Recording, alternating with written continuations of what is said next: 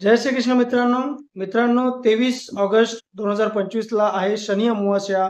शनिवारी येणारी अमावास्या म्हणून याला शनी अमावास्या म्हटलं जात आहे. या दिवशी शनिदेव महाराजांची कृपा तुमच्यावर होऊ शकते.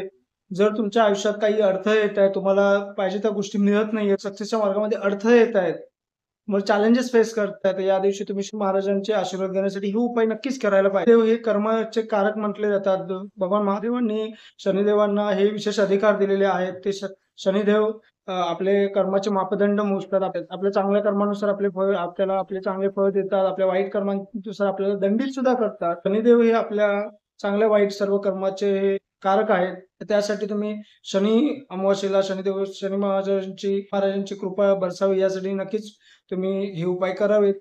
तुम्हाला जर पॉसिबल असेल तर अमावास्या दिवशी तुम्ही शनिवारी उपवास पकडा.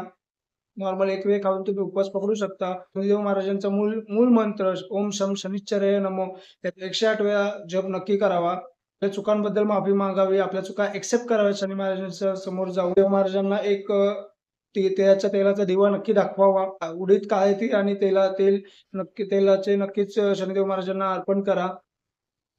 ते केलेलं दान 100 पटीने लाभदायी ठरते. तुम्ही भुकेल्याला त्या दिवशी अन्न द्या. एखाद्या गरजवंताला काळे कपडे दान द्या. शिक्षेचं दान तुम्ही या दिवशी देऊ शकता. महादेवाच्या मंदिरात जाऊन भगवान महादेवांची सुद्धा पूजा करा. त्या दिवशी हनुमान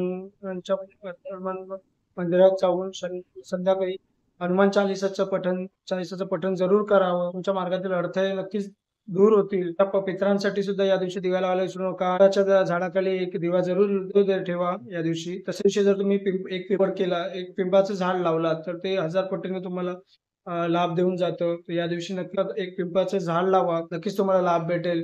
आपल्या कर्मांबद्दल जागरूक राहा. तुमच्या हातून नेहमी चांगलेच कर्म घडतील याचा प्रयत्न करा. मग चांगले कर्म करत राहा. मग भगवान शनिदेव महाराजांची नक्की तुमच्यावर कृपा राहील. राधे राधे.